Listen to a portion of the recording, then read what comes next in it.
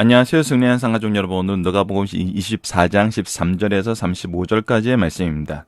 누가복음의 63번째 강좌로 주를 영접하여 부활의 영광에 동참하자는 제목의 말씀입니다.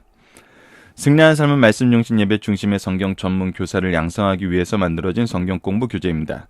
승리한 삶은 2017년 4월 누가복음 20장에서 24장까지의 말씀을 함께 묵상하고 있습니다. 승리한 삶은 반응이신 박유일 목사님의 구속사로 조망한 성경 연속 강해집을 통해서 편집이 되어 있습니다. 2017년 4월 6일 말라기서 합본이 나왔습니다. 저희들 주일날 업로드되는 위크스터디를 통해서는 누가복음의 구조를 보고 있고요. 구조를 통해서 누가복음 전체를 통해서 우리에게 주시고자 하시는 하나님의 말씀의 본뜻을 찾아가는 훈련을 하고 있습니다. 그 가운데에서 우리가 이제 예수님의 예루살렘 활동 부분이 바로 4월 달에 함께 묵상하고 있는 내용입니다. 이 내용을 가지고 이번 주에 저희들 한 가지 주제로 묵상을 하고 있는데 그것이 무엇이냐면 누가복음 전체를 통해 처음과 마지막까지 무엇을 통해 말하고 있음을 볼 수 있나요? 이것을 통해 우리가 집중해야 하는 삶의 모습은 무엇입니까? 자, 어제 우리가 예수님의 부활을 직면한 제자들의 반응을 보았습니다. 이들은 이것을 허탄한 일이라고 했습니다. 있을 수 없는 일, 어리석은 자가 꾸며낸 일, 그런 것이 바로 허탄한 일입니다. 그러니까 즉 믿지 못할 일, 절대 진리가 될 수 없는 일, 이것의 기본적인 이유는 부활의 소망과 기쁨이 있는 게 아니라 그것에 대한 두려움과 무지가 있는 거거든요. 자, 이 두려움과 무지를 오늘 말씀과 내일 말씀에서 예수님이 어떻게 해결하시는지가 나타나 있습니다. 그러면 예수님이 해결하시는 그 방법이 우리가 집중해야 되는 모습이죠. 이 부분을 우리가 함께 확인하면서 무엇을 통해서 얘기하고 계신지, 예수님이 어떻게 얘기하시는지 이적을 통해서 다시 보여주시나요? 아니면 환상을 통해서 보여주시나요? 아니면 어마어마한 축복과 또 그에 필요한 여러 가지를 공급하셔서 보여주시나요? 도대체 이들이 가지고 있는 두려움과 무지를, 그리고 부활에 대해서 허탄한 일로 보고 있는 이들에게 어떻게 이를 깨닫게 하는지 오늘 말씀과 내일 말씀을 통해서 우리 집중적으로 한번 보도록 하겠습니다. 주를 영접하여 부활의 영광에 동참하자. 누가복음 24장 13절로 35절입니다. 그날에 그들 중 둘이 예루살렘에서 25리 되는 엠마오라 하는 마을로 가면서, 자, 엠마오는 예루살렘 지도를 놓고 보면 예루살렘에서 바로 이 서쪽에 있는 곳입니다. 자, 그 날에라는 것은 무엇입니까? 바로 예수님의 부활을 목격한 여인들이 와서 얘기한 그 얘기를 듣고 난 후에 그 날에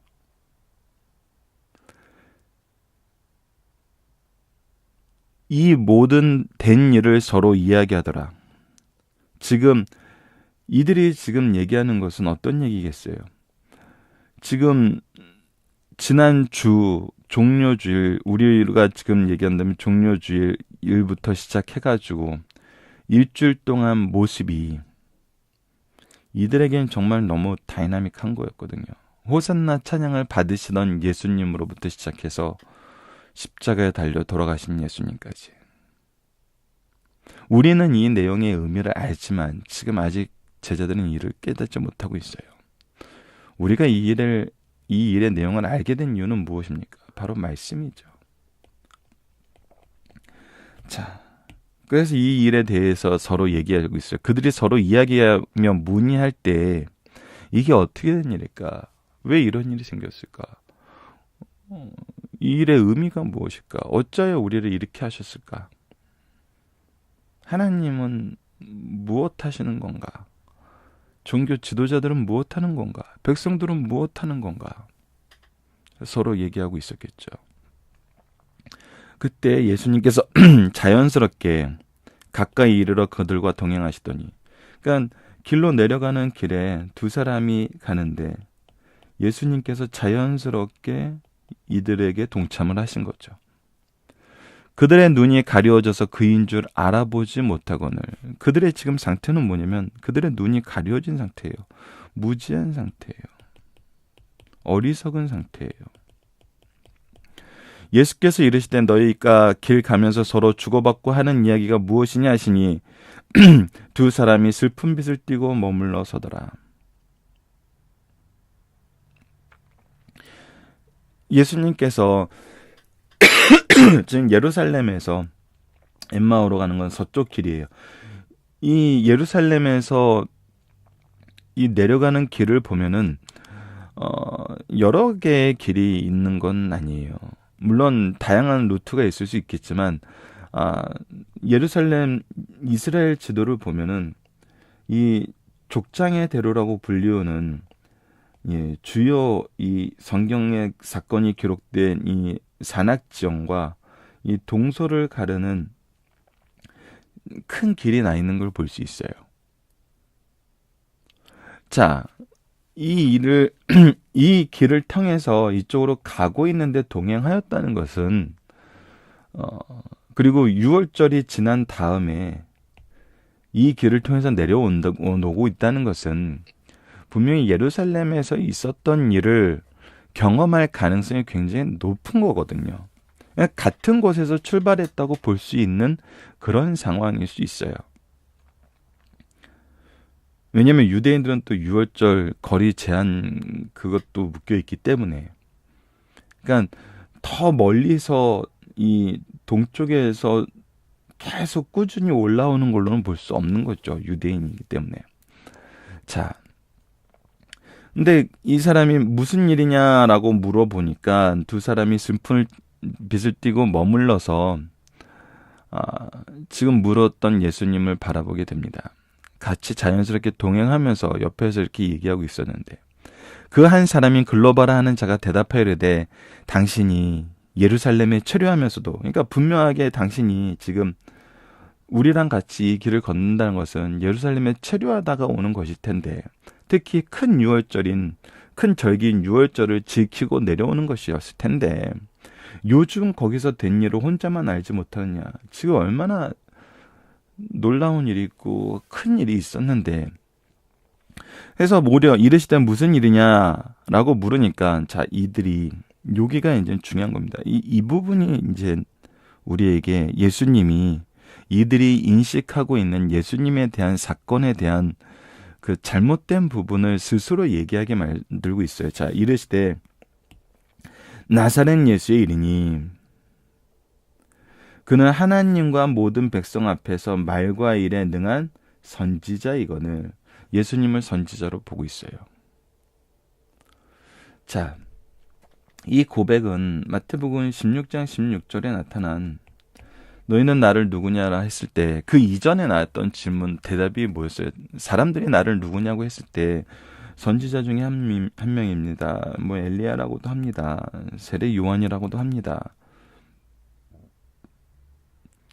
그러나 너희는 나를 누구라고 하느냐 했을 때 주는 그리스도시요 살아계신 하나님의 아들입니다. 자, 분명하게 나타난 게 그리스도 그리고 하나님의 아들이었습니다. 물론 글로바는 지금 봤을 때 12사도에 속해져 있는 것 같지 않아요. 하지만 지금 이 사람은 굉장히 예수님과 함께 모여 있었고 예수님의 제자들이 모여있던 그곳에 함께 있었던 것을 볼 수 있어요. 왜냐하면 24절에 여인들의 증거를 들은 것을 우리에게 보여주고 있거든요. 그래서 그리스도 되시고 하나님의 아들 되심으로는 지금 나아가지 못하고 있어요. 아니면 어쩌면 후퇴했을 수도 있어요. 왜? 왕이 되셔서 이 나라를 통치하셨어야 되는데 그들이 생각하기에. 근데 거기까지 못 나갔으니까, 구원을 이루지 못하셨으니까 그들이 생각하기에. 그래서 예수님의 죽음에 대한 어떤 개념을 가지고 있냐면 바로 그것이 20절입니다. 예수님의 죽음에 대한 개념. 우리 대제사장들과 관리들이 사형 판결에 넘겨주어 십자가에 못 박았느니라. 죄송합니다.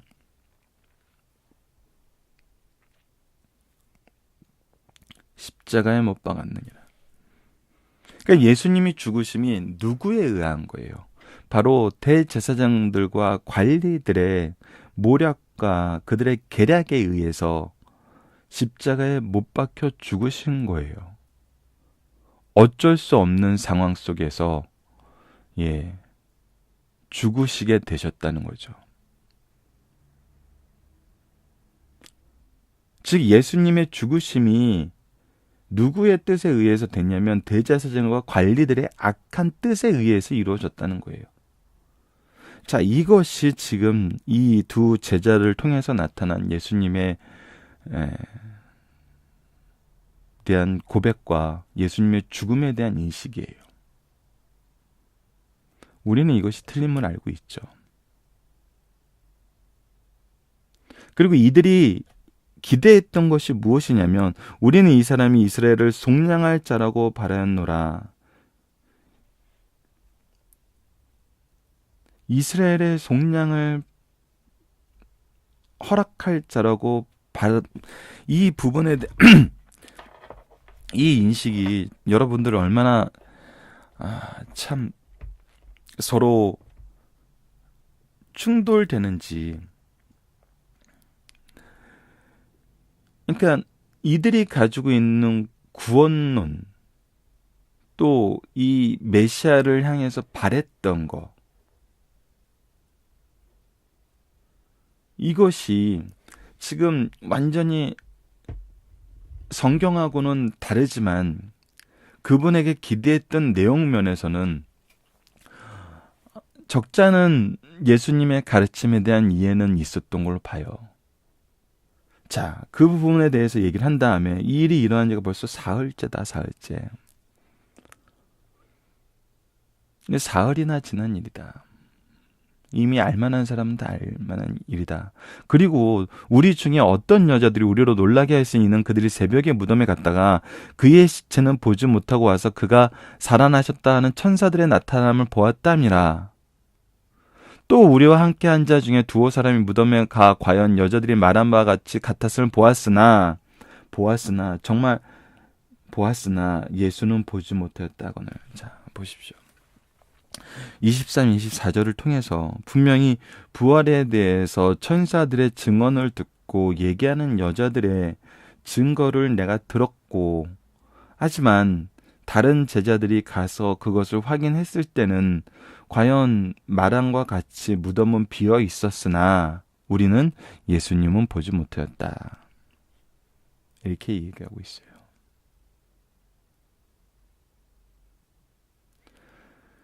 자, 이거에 대해서 이 총체적인 난국이죠, 이거는. 예수님께서 정말 이 부분에 대해서 하나님의 본뜻을 알려주시기 위해서, 하나님 나라를 알려주시기 위해서 그 공생의 기간 꾸준히 하나님께서 보낸 메시아의 신과 예수님을 통해서 이루어지고자 하는 하나님의 그 나라의 의미를, 복음의 의미를 꾸준히 가르치셨어요. 꾸준히. 특히 우리가 예루살렘으로 올라오는 이 여정 속에서는 이것을 잘못 해석하고 잘못 적용할 수 있는 부분에 대해서 예화를 통해서 끊임없이 가르치고 이 예화의 뜻을 가르치셨어요. 그런데도 변하지 않았어요. 자, 이거에 대해서 예수님은 도대체 이것을 어떻게 깨닫게 하셨냐는 거예요. 어떻게 다시 예수님의 존재의 의미, 또 예수님의 구속사의 의미, 죽으심의 의미를 깨닫게 하셨냐는 거예요. 자, 그 부분이 바로 25절입니다. 이르시되, 이들은 지금 뭐예요? 자기네들이 기대했던 것과 자신들이 소망했던 것이 무너지는 것을 경험하고 이 무너짐에 의해서 두려움과 허탄한 데 빠져 있는데, 이것이 얼마나 많은 사람들이 공유하고 있는데 왜 너는 그거를 몰라? 왜 그거를 모를 수가 있어? 오히려 이렇게 두 제자는 얘기하고 있는데 이 두 제자에 대해서 예수님은 뭐라고 얘기하시냐면 미련하고 선지자들이 말한 모든 것을 마음에 더디 믿는 자들이여. 분명하게 얘기합니다. 미련하고 선지자들이 말한 모든 것을 마음에 더디 믿는 자들이여. 자, 뭐에 대해서 미련한 겁니까? 선지자들이 말한 것에 대해서 미련한 것이에요. 즉, 성경에 대해서 미련한 것이에요. 이 성경에 대해서 미련한 이유가 뭡니까? 바로 이것에 대해서 더디 믿는 거예요. 이것을 받아들이지 못하는 거예요. 받아들이되 잘못 받아들이는 거예요. 왜? 내가 원하는 것이 있거든요. 내가 원하는 것이 있거든요. 성경은 우리에게 꾸준히 가르쳐주는 모습 중에 하나가 뭐냐면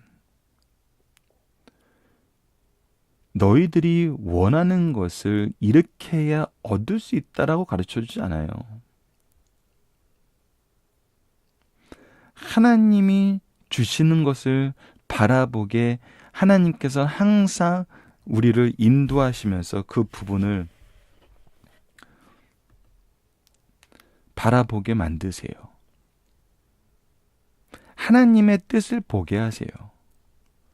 그것이 정말 선지자들 통해서 반복적으로 이스라엘에게 나타났던 부분이에요. 특히 4사 시대에 이것이 굉장히 잘 나타나죠. 하나님의 구원을 보게 하시고 하나님의 뜻을 보게 하세요. 4사 시대뿐만 아니라 계속적으로 나타나죠. 선지자들을 보냈을 때는 항상 하나님의 뜻, 하나님의 뜻, 하나님의 뜻이었어요.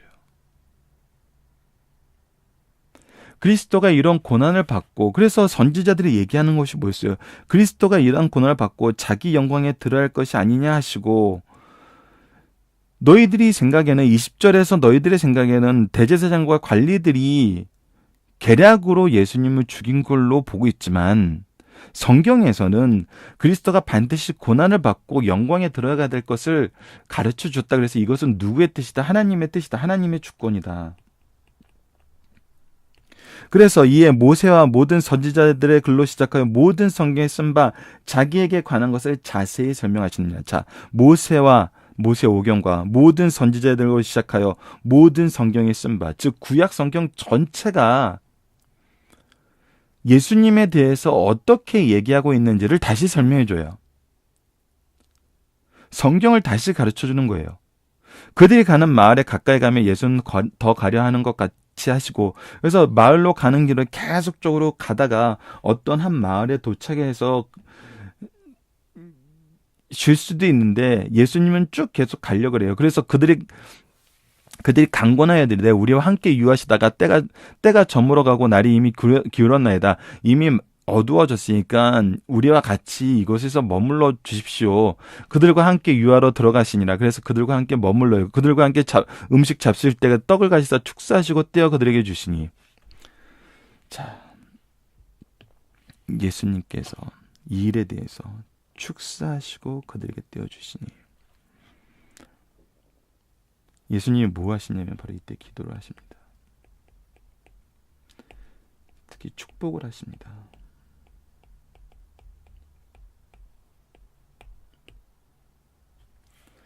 자, 여러분들, 우리의 신앙생활에 가장 기본적인 것이 바로 24장에 반복적으로 나타나는 것이 이것입니다. 예수님은 성경을 통해서 가르치시고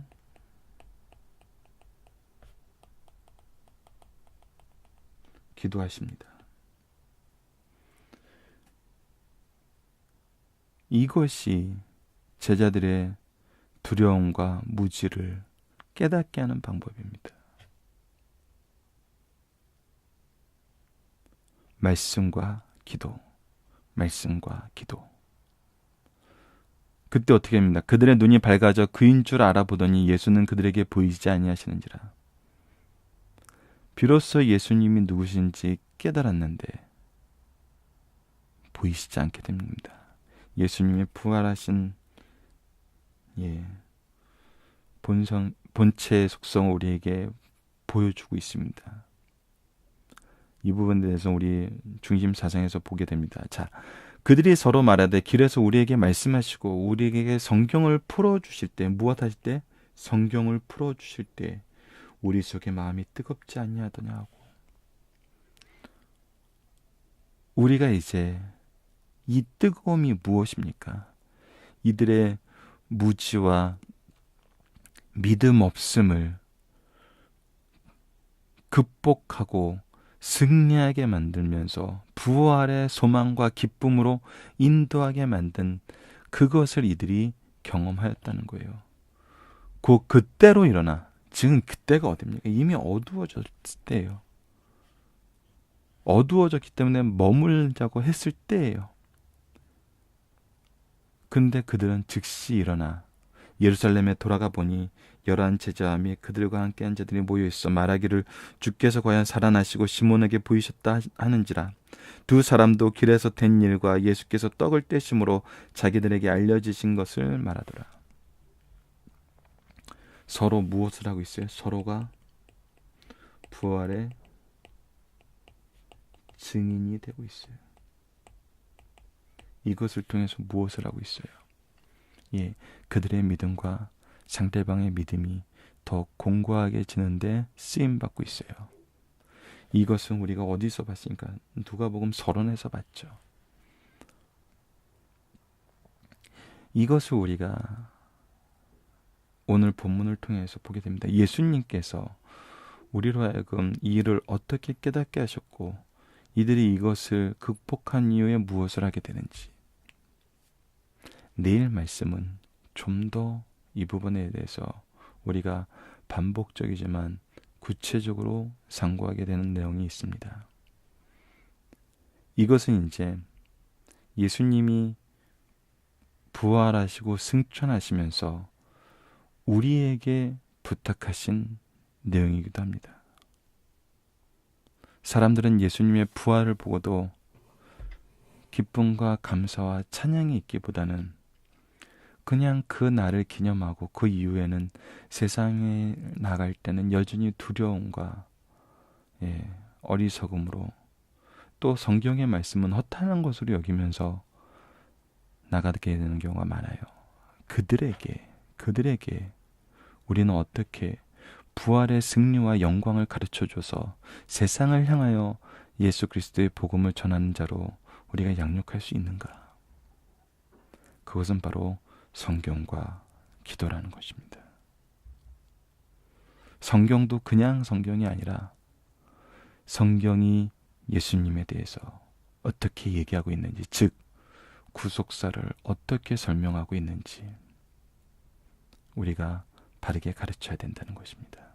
그리고 기도함으로 그들을 세우고 파송할 수 있다는 것입니다. 그랬을 때 우리는 사도행전 역사에서 확인하다시피 승리하는 제자들의 삶, 기독교인의 삶, 성도의 삶을 볼 수 있습니다. 자, 본문 묵상하기를 하나씩 보도록 하겠습니다. 엠마오로 가는 제자들은 무엇을 목격했나요? 자, 그날에 그들 중 예루살렘에 25일이 되는 엠마오로 하는 이 모든 된 일을 서로 이야기하더라. 바로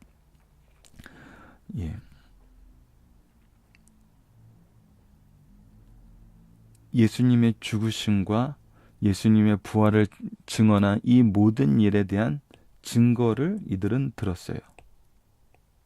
죽으심과 부활. 더 나아가서는 예수님께서 이 죽으심으로 가는 이 여정의 과정을 모두 살펴봤던 사람들이에요. 지금 계속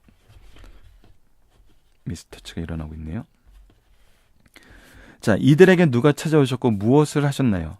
바로 예수님께서 찾아오셨고 이들과 대화를 하기 시작하세요. 이들에게 질문을 하기 시작하세요. 글로바는 예수님을 누구라고 믿었고 선지자라고 믿었어요. 예수님이 무슨 일이 있었고 예수님께서 무슨 일을 당하셨냐면 대제사장과 관리들에 의해서 사형 판결에 넘겨주고 십자가에 죽었다는 거예요. 예수님에 대해서 무엇을 기대했어요? 바로 이스라엘의 속량을 기도했어요. 하지만 그들이 봤을 때 이것은 어떻게 됐어요? 실패했어요. 오는 그들이 듣는 증언은 무엇이었나요? 어떤 여자들은 새벽에 나갔다가 예수님이 살아났다고 얘기하는 것을 들었다는 거예요. 천사들이 나타나서 예수님이 살아났다고 얘기했다는 걸 들었다는 거예요. 하지만 그것은 아직 우리가 믿을 수 없다는 거예요. 허탄한 일이었다는 거예요. 이런 허탄한 일까지 일어나고 있다는 거예요. 자, 이 모든 것을 아는 제자들에 대해서 예수님은 무엇이라고 얘기했습니까? 이르시되 미련하고 선지자들이 말한 모든 것을 마음에 더디 믿는 자들이요. 미련하고 믿음이 없는 자들이요. 무엇을 알지 못함을 말했습니까? 예수 그리스도의 고난과 영광에 들어감이 성경에 분명히 기록되어 있는데 그것을 알지 못했다는 거예요. 선지자들의 말씀에 그것이 기록되어 있다는 거예요. 그래서 말씀을 통해서, 성경을 통해서 예수님을 가르쳐줘요. 자, 이것이 무슨 의미인지는 우리 내일 부분에서 다시 한번 더 깊이 있게 묵상하도록 하겠습니다. 이스는 무엇을 통해 그리스도를 바로 알게 되나요? 바로 성경을 통해서요. 말씀을 하시고 우리에게 성경을 풀어주실 때. 이후 이들의 삶과 방향의 내용은 무엇입니까? 바로 예루살렘에 돌아가 이것을 증언하게 됩니다.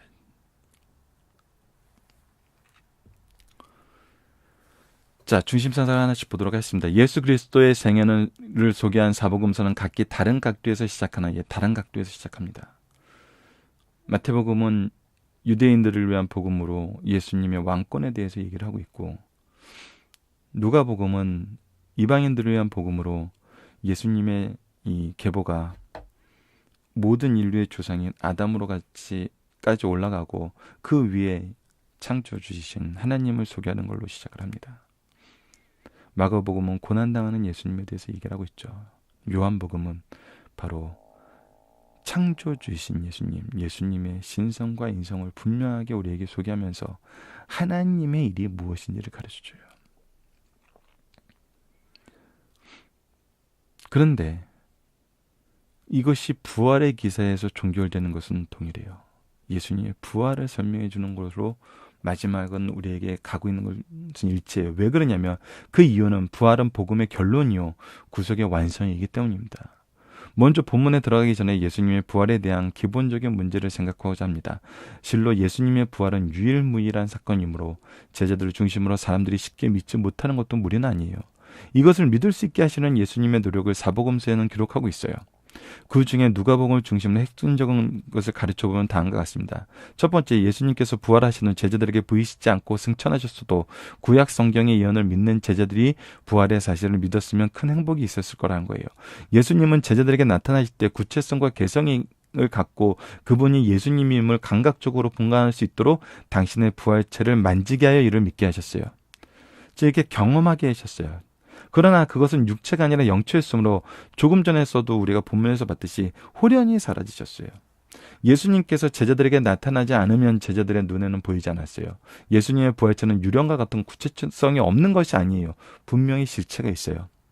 하지만 신체로서 작용하지만 육체처럼 혈기가 있는 몸이 아니라 영체시라는 거예요. 바로 우리의 부활의 모습을 예수님께서는 보여주고 계세요.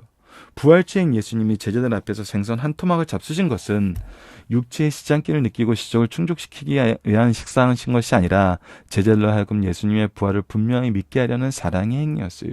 예수님의 부활체는 공복을 채울 필요가 없는 거룩한 영체세요. 세 번째, 제자들은 예수님의 부활을 목격하였어요. 그러나 감당하기 어려운 사실이래 너무 기쁜 나머지 오히려 믿지 못하고 놀랍게 여겼어요. 이러한 제자들의 믿음을 확고히 세워주시려고 40일 동안 지상에 계시면서 때때로 나타나 주셨어요. 구약 성경은 메시아가 죽은 자 가운데서 부활하실 것을 예언하였고 주님의 부활하심으로 이를 성취되었어요. 이렇게 귀중한 예수님의 부활은 신앙적으로 기독교의 기초이며 이를 믿고 전파한 제자들의 활동이 본격적으로 시작된 것은 역사적으로 기독교의 출발점이었다고 할 수 있어요. 자, 이 기독교라고 우리가 불리우는 이 어떤 종교적인 명칭을 할 때는 바로 이 부활 이유로 보고 있다는 것이 바로 이러한 이유가 있다는 것입니다. 왜?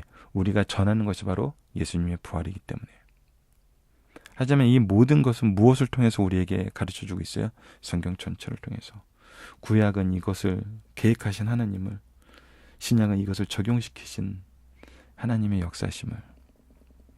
자, 하나씩 보도록 하겠습니다. 첫 번째, 예수님의 일부 제자들의 지식이 얼마나 연약하고 불완전한지 알 수 있어요. 그들은 구약에 예언된 메시아를 정복자로 알고 유대인들의 일시적 욕구를 충족시키려고 했어요. 이것이 우리가 계속적으로 강조하고 있는 것이죠. 말씀을 자기의 목적에 이용하는 것과 말씀의 본 뜻을 의지하는 것은 겉으로 보기엔 비슷해 보여요. 하지만 내용은 완전히 다른 거고 결과는 더더욱 분명한 차이가 있음을 우리가 보고 있습니다. 이들은 미련하고 선지자의 말한 것을 더디 믿는 자들이었어요. 우리 주변에도 엠마오로 가는 제자들처럼 예수님의 죽음의 의미를 전혀 모르고 죽음의 의미를 전혀 모르고 있어요. 십자가에도는 어리석게 보는 사람들이 많아요. 이 허탄한 일로 보는 거죠. 그러나 우리가 이를 받아들이고 믿게 된 것은 참된 은혜예요. 무엇이 은혜냐면 바로 오늘 제자들처럼 말씀을 통해서 깨닫게 된 게 은혜라는 겁니다. 사람에게 지식이란 매우 유용한 것입니다. 그러나 그것이 구원의 절대적인 요소는 아니에요. 이것은 은혜가 없어도 소유할 수 있는 것입니다. 그래서 우리가 지혜롭게 보고 따르는 사람들 중에 때로는 이 지식적인 부분에 대해서만 강해서, 근데 이 지식이 이 은혜를 얻게 하는데 통로가 되는 거거든요. 이 은혜를 거부하면서 지식만 따르는 거, 마치 예수님의 죽으심의 의미를 그 당시 사람들의 악의 결과로 보는 것처럼, 이것은 우리가 분명히 구별할 수 있고 이 부분은 주의해야 된다는 겁니다. 모세와 모든 선지자들의 그 구약은 예수 그리스도로 가득 차 있다는 거예요. 예수님은 모세율법에 의해 제정된 모든 희생제사의 실체예요. 성경을 읽을 때 그리스도가 중심이 된다는 확실한 원리를 간직해야 돼요. 여러분들 이 부분에 대해서 한 가지 굉장히 중요한 기준을 말씀드릴 것이 있는데, 우리가 구약의 내용과 신약의 내용을 이렇게 양적인 부분으로 표현을 해볼까요? 구약의 내용이 이렇게 많죠. 우리 성경책 본문 내용과 이제 신약의 내용을 볼 때, 신약의 내용은 또 사복음서와 서신서와 역사서가 있죠. 역사서, 사도행전, 역사서와 서신서와 다시 쓰도록 하겠습니다. 역사서와 서신서 좀 분량이 많죠. 서신서와 그리고 공동서신, 공동서신까지 이제 서신서에 들어가니까요. 바울 서신과 공동서신, 그리고 계시록, 예언서. 이것을 볼 때 여러분들 이 내용과 이 내용이 정말 평행적으로나 의미적으로나 계속 연결되는 것을 볼 수 있습니다. 왜 그러냐면 바로 이 사복음서에 나타난 예수 그리스도가 있기 때문이에요. 그래서 우리가 구약에 나타난 이 내용을 예수 그리스도를 통해서 보고 예수 그리스도의 이후의 내용을 우리가 이어나갈 때 이 내용과 이 내용이 예수 그리스도의 사역을 중심으로 얼마나 놀랍게 연결되는지를 우리가 보게 돼요. 그래서 정말 이것 자체가 성경은 하나님의 말씀임을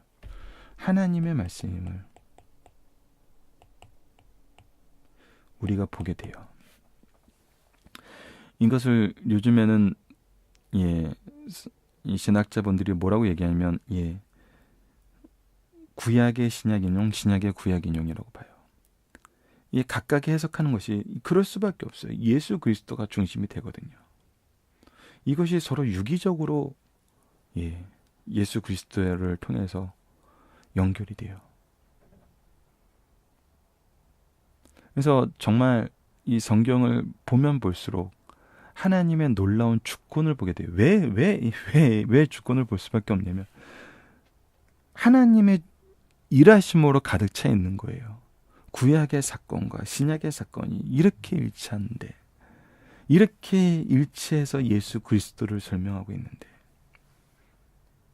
어찌 그럴 수 있냐는 거예요. 일반 문서적인 면에서 보았을 때 이것은 수십 명의 사람들과 수천 년의 기록인데 어찌 이럴 수 있냐는 거예요. 그러니까 결국 하나님의 주권하심이 작용한 것이고, 그렇기 때문에 이것이 하나님의 말씀이란 거예요. 그래서 우리가 다시 한번 복습하고 싶은 거는, 성경은 왜 한 자도 틀림없는 하나님의 말씀인가요? 우리 승리한 스님이 계속 가르칠 때 한 자도 틀림없는 하나님의 말씀인가요? 사도와 선지자들이 성경을 기록할 때 선지자들의 글로 오늘은 말씀을 하셨잖아요. 그러면 사도는 이제 이 이후에 신약을 기록한 자들이죠. 사도와 선지자들이 성경을 기록할 때 성령께서 무엇을 막으셨냐? 죄의 오염을 막으셨어요. 죄의 오염이라는 것은 내 기준대로 쓰고 싶은 거예요. 내 기준대로 해석하고 싶은 거예요. 사건에 대해서. 이제 성령께서 무엇을 막으셨냐면 이 죄의 오염을 막으셔서 누구의 기준으로 말씀을 쓰게 만드셨어요? 하나님의 기준으로 말씀을 쓰게 만드셨어요. 성경을 기록할 때 성령께서 죄의 오염을 막으시고 그들의 사상 표현과 용어 선택을 그들이 가지고 있는 기초적인 사상으로 표현을 하고 있어요. 이것이 가장 잘 드러난 것이 또 사도 바울의 서신서죠. 바울 서신서죠. 이 바울은 이 복음을 확대하기 위해서 이미 헬라식 교육, 전통적인 헬라식 교육을 받고 유대 교육을 받은 양쪽 교육을 모두 정말 잘 받을 수 있도록 하나님께서 준비를 해놓으셨어요. 그래서 사상적으로 헬라인들에게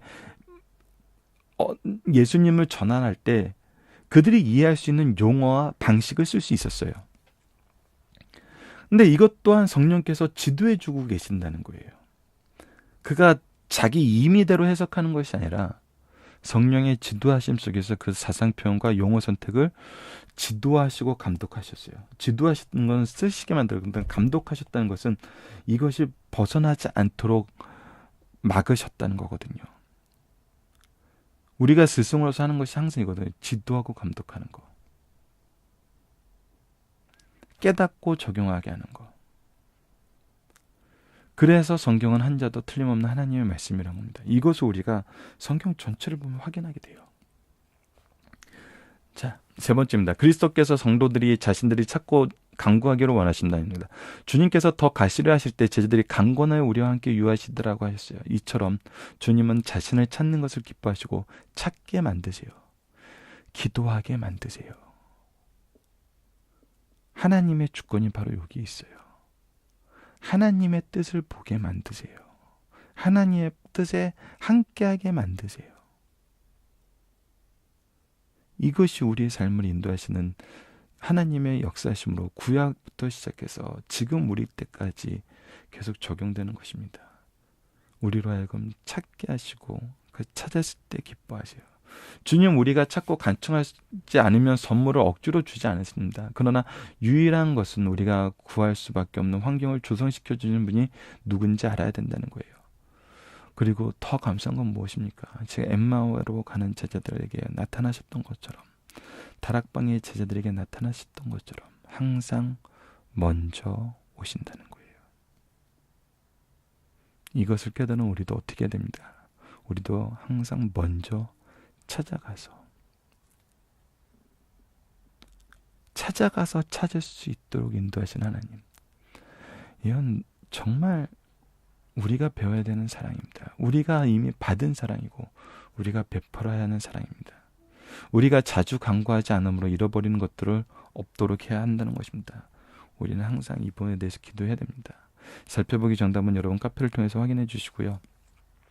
적용합니다. 우리에게 주신 가장 큰 은혜는 성경을 주신 것입니다. 우리는 이것을 어떻게 해야 되나요? 우리는 이것을 배우고 가르쳐야 되며, 이 배우고 가르치는 과정에서 항상 우리는 먼저 찾아가고 이들을 위해서 기도해야 됩니다. 이것이 예수님이 보여주신 방법이고 우리가 계승해야 되는 구속서의 길입니다. 말씀을 기초로 기도하기를 통해서 마치겠습니다. 하나님, 하나님의 말씀이 성경을 우리를 위해 준비하시고 완성하시고 깨닫게 하시고 지금도 역사하는 능력으로 우리를 축복하시는 하나님 감사합니다. 우리에게 말씀의 은혜가, 말씀의 능력이 항상 넘쳐나게 하여 주소서. 그리하여 복음을 통해 뜨거워진 영혼으로 복음을 선포하게 하여 주소서. 예수님 이름으로 기도드립니다. 아멘.